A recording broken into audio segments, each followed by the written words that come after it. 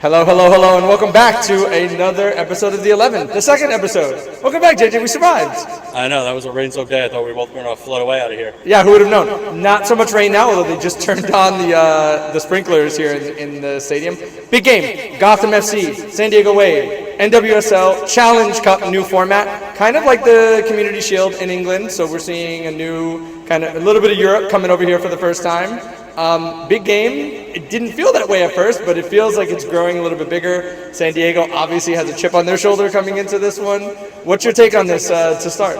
Well, first off, just to clarify, this is the second episode, but it's the first one for the Gotham edition. Very true. And as far as the chippiness, I think Casey Stone and Caitlin put it perfectly. We're here to beat them. We're here to destroy them. We want to wreck them off the field. They're not beating us tonight.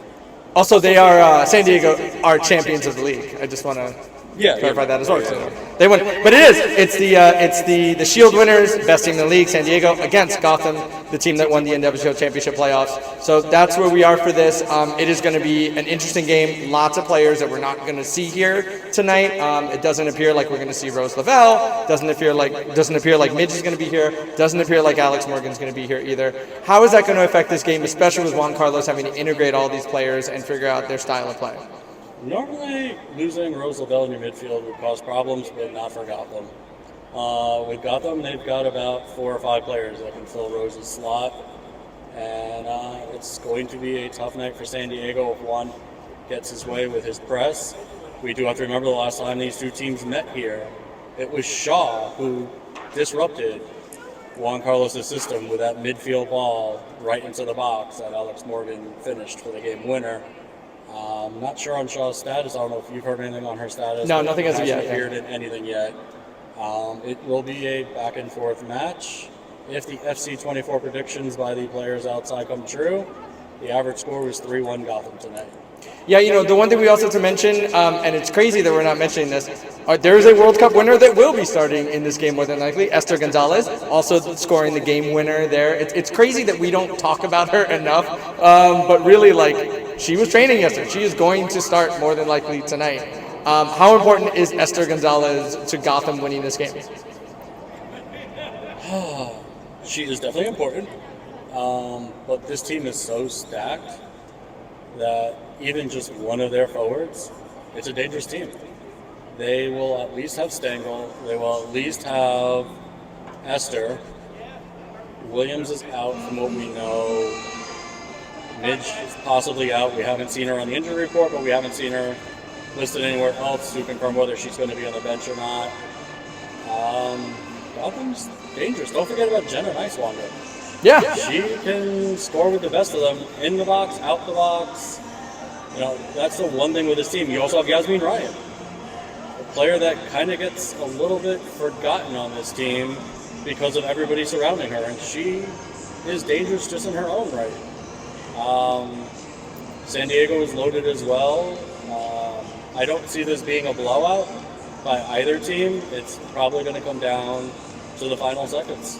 Yeah, so it is going to be a tight one, I think, as well. Before we get to our predictions, though, we want to bring in and talk to some of the fans here. So how about we bring some people in? Come on in.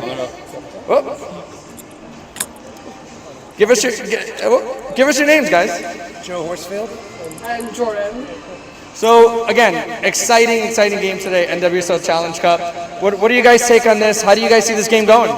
We feel like we're just going to continue the run that we did last year onto the championship and just start the year aggressively and dominating, just like we finished the year. Now, we're just going to say here, right? Did you think they were going to go all the way last year? Road team going, no? No. Not originally. Yeah, As the season wore on, they started playing on a championship level. So from last to first to champions. That's pretty amazing. And we're excited. We're excited for this year to dominate. Normally JJ and I give our predictions, and we are going to do that in a few minutes. But, who cares about what we think? What do you guys think is going to happen in this game? How much is Gotham going to win by? I see 3-1. 3-1, first game of the year. We have a few injuries. Get their legs under them. We're going 3-1. I say something different. I think 4-3. I think Gotham's going to come up strong, but you can't underestimate the Wave. Naomi Girma, But we also have Jenna, who proved to be what a star she is in the last couple of U.S. Men's National Team games. So I'm expecting a goal from Jenna Nystein. So, we've already given our player of the match thoughts. Who's your player of the match tonight? Oh, that's a good question. But if Tiana Davidson plays, I think hot take Tiana Davidson. I would have said Lynn Williams, but she's not playing. I'm going to agree with you, George. I'm with you on that one. So go Gotham. Awesome, guys. Thank you guys so much for joining us here, and I really hope you guys enjoy the game. Thank you. Thank you. Okay, here we go now. Now's the gut check time, right? Yeah. Our prediction. JJ, I'll let you go first here. What do you think is going to be the score for this one? Got what the other Joe said. Gotham 3, Wave 1. I have this a little bit closer, mainly because there's so many missing pieces here. I'm saying it's going to be Gotham 2-1 tonight, but either way, I think we both have Gotham winning this and raising the first Challenge Cup in this format here. So that's 11, and we've got more to come after the game. There may be a few surprise guests. You're gonna have to tune in and find out. Absolutely, and again, keep looking. Whoa. Keep looking at the YouTube page as the fans roll in. Very excited to get this going. The 11 is here. We will have a recap after the game as well as JJ just said, some special guests as well. So hold tight, and we'll be back soon.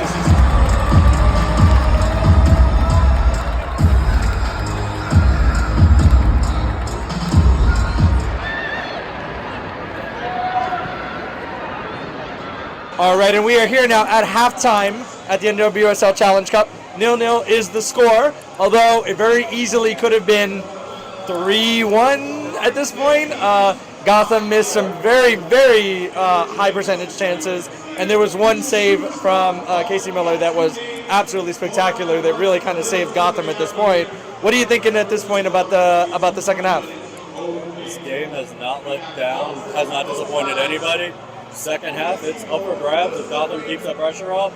San Diego is looking out of the two, the more retired team, which is shocking given Gotham had more players involved.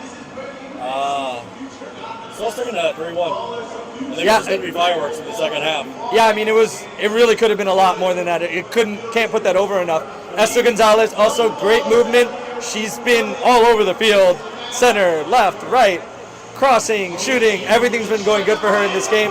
And the back line has done a really good job of keeping San Diego at bay. Let's not forget Sheehan. Those three chances. Yes. My God. Yeah. Like, what were they? Penalty marker in? Yeah. Very. You're talking fingertip saves to keep them out, like, and that one that just went over the crossbar. Like, definitely some preseason jitters still trying to get their way, still trying to get their legs under them, I guess, at this point. Yeah, if you really think about it, this is probably the first time this lineup has played together. They've had it all mixed and matched throughout the preseason. They haven't had their full roster yet. I think second half one goes in there and Gotham takes it. And you know, he hasn't been too animated either. I don't know if he's happy with what he sees, but they are controlling the ball, they are moving it well, and they are creating chances. Absolutely. Yeah. So with that said, we do have a guest here for this. Yeah, Mario Svantos coming in. Great to see you. Here, why don't you get between us so we can. Well, first up, we have to ask, what do you think of the game so far? What do you think of the atmosphere here? Well, the atmosphere is absolutely incredible. We saw the band, we saw the fans, the Cloud9 with everything that they were doing, all their chants, and the crowd is so into it. Everyone's very excited today.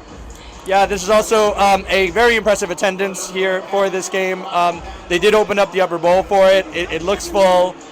We haven't heard yet what the attendance is going to be, but you have to say this is a really, really great start for the NWSL. It's really fantastic. We have so many fans of women's football in the tri-state area that really wanted to be here tonight. Sometimes Friday nights aren't easy to do, but the thing is that everyone's very excited this year. We saw what Gotham did last year. I was honored to be in San Diego on November 11th, to be on the field with the team, and to what we have here are exceptional professionals that and this year with the addition of so many great players, we're really seeing something being built here that goes beyond what we've seen before in this league. And throughout the league, we're seeing so many world-class players coming, new teams with powerful lineups. We just saw the U deal yesterday with San Diego being sold at a valuation of $120 million, 113 million cash. I mean, we're really seeing a golden age for the women's game. And it's what we've been talking about for years, and it's just exciting to see everyone investing in the game being marketed, the game being shown on media throughout not only the country but around the world. And this is just the beginning. Yeah, talk to us a little bit about the Women's Soccer Summit and what you do. We'd really love to put that over. That's right. I'm one of the co-founders of the Athens Women's Football Summit. We're a global think tank. We're consultants to the industry. We're advocates for the industry. We bring together the best of stakeholders from around the world, from the sporting side, the investment side, the broadcasting side, the NGOs, everyone that is needed in order to make this game, the women's game, what it will be, which is the #2 sport in the world. Yeah, definitely, it's headed in that direction. We've got a World Cup for the men coming, potentially a World Cup for the women coming. We've got a Club World Cup even happening very, very soon. I have to ask you before we let you go, what's your prediction for the second half? You know what? Gotham lost a lot of really great opportunities. I think they easily could add 2 or 3 goals. San Diego, of course, is very dangerous. I think that in the end, we're going to see some goals. We're going to see Gotham win the game, but it's going to be a battle in the second half. Awesome. Thank you so much again, Mario Santos. Thank you so much for being here and enjoy the second half. Thank you for all the great work you guys are doing. All right. Thank you so much. And NWSL. And we'll be back after the game to review.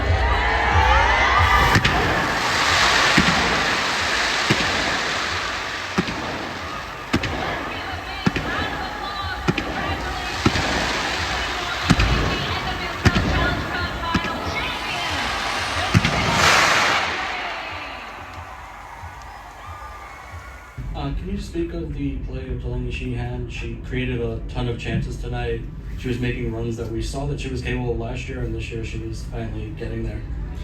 Yeah, well, I think Delaney is a very special player. She's so enjoyable to watch, to coach, to live the day-to-day with her, and I think she was outstanding tonight. Probably in a normal game, which I think in a normal game probably we should have won. She probably would have been up there for the MVP of the game. She's on the ball, she's off the ball, she plays short, she arrives in the box. It's just maybe unfortunate. She had probably a couple of chances to win the game and she didn't.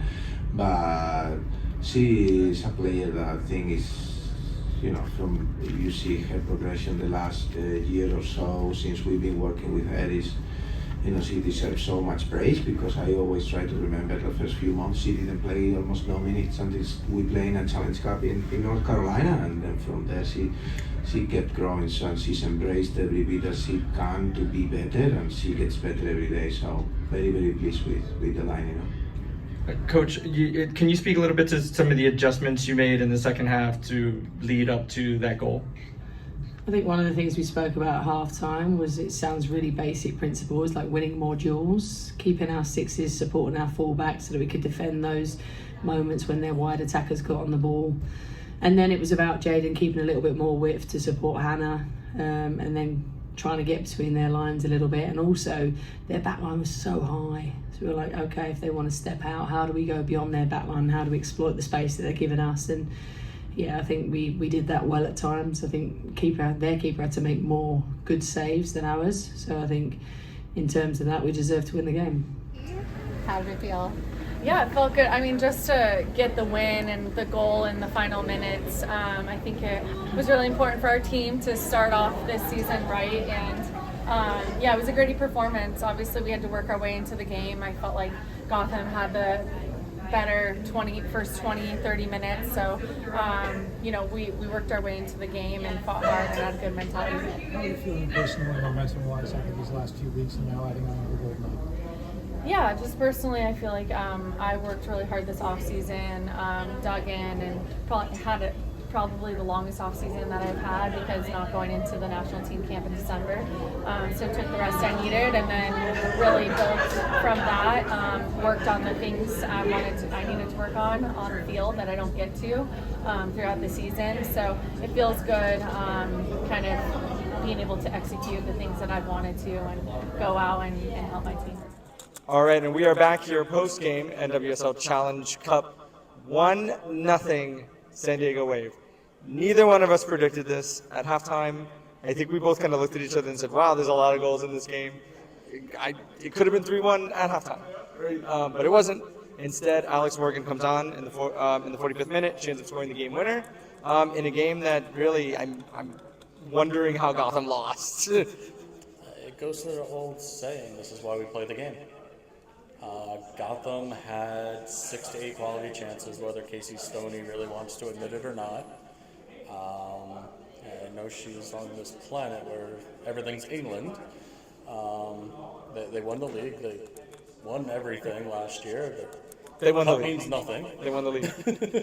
But, we knew that San Diego was a dangerous team. Gotham did what we expected. And we all know Gotham, no matter what the scoreline is, they're always in that match until the final second.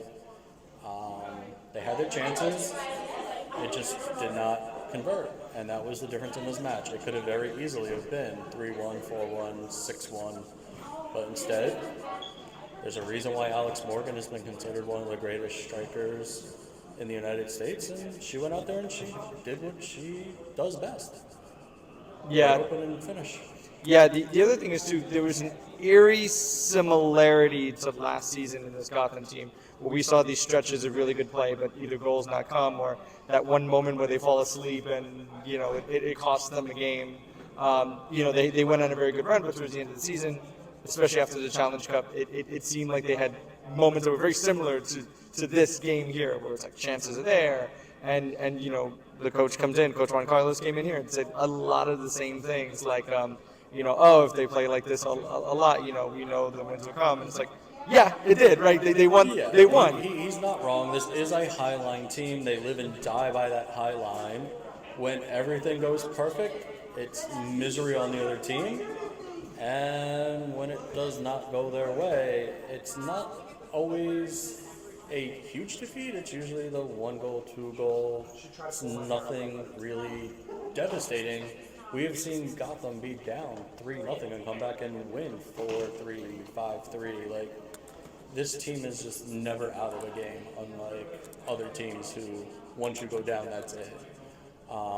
They did have that injury, which did impact the game. Like, as much as you would think that one player wouldn't really have that much of a role because she really wasn't part of the plan last year, she stepped up big tonight. And when she went off is when it went San Diego's way.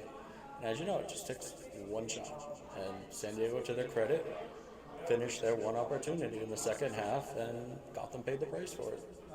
Yeah, we'll be back tomorrow, actually, to talk NYCFC from Yankee Stadium. Yes, we will. Back to MLS to cover that. Hope you enjoyed this episode. It's a little bit different. We had some interviews before this, not just the halftime interview, but also with Coach Juan Carlos and a few Alex Morgan and a few other players as well. So hope you guys enjoyed that, and we'll be back tomorrow.